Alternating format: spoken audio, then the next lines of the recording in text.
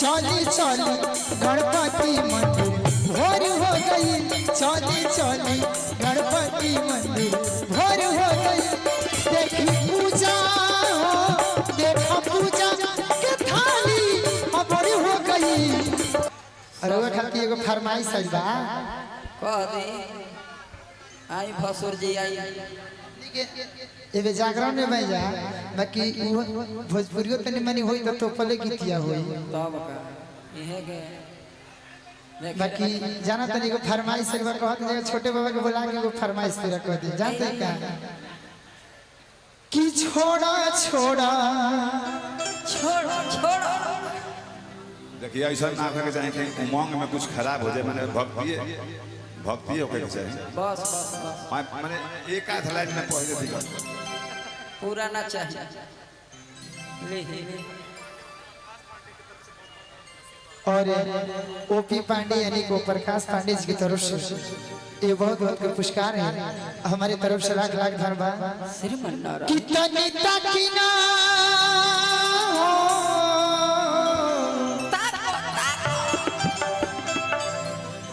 कितनी तकिना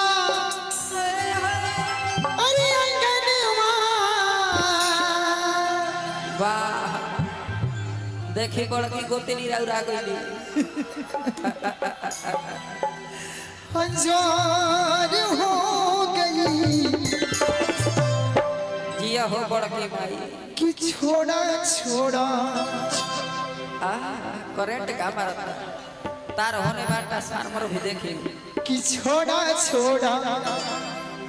कालिया सैया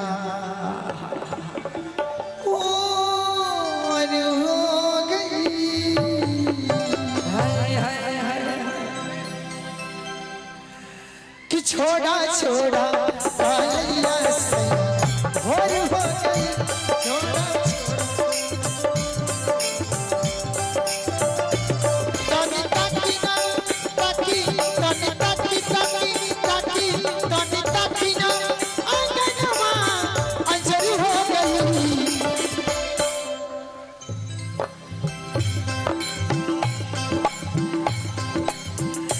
छोड़ा छोड़ा छोड़ा छोड़ा छोड़ा छोड़ा छोड़ा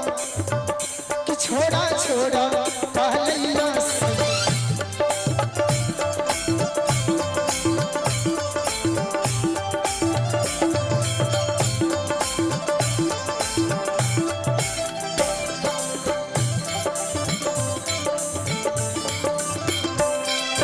चूड़ी मजा न देगी कंगन मजा न देगी तेरे बगैर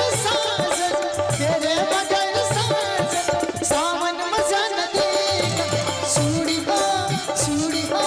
चूड़ी मजा न देगी कंगन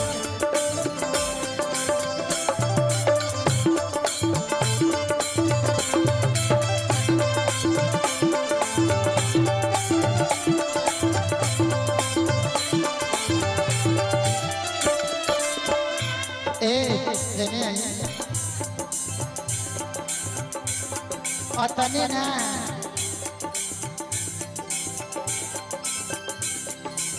यही गीतिया के भाव से कहत रही जानत है का चली चली चली चली चली चली चली चली गणपति मंदिर भोर हो गई, चली चली गणपति मंदिर भोर हो गई। देखी पूजा हो, देखा पूजा के थाली भोर हो गई कि छोड़ी छोड़ी अरे चली कि छोड़ा छोड़ा कालिया से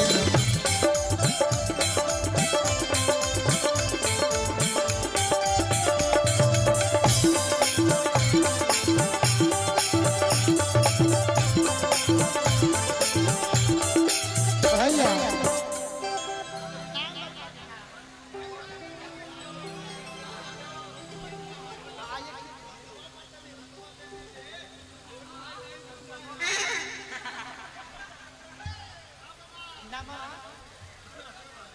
ये अरुण कुमार जी की तरफ से ये बहुत बहुत पुरस्कार है और हमारे तरफ से लाख लाख धन्यवाद और लाख लाख शुक्र गुजार है।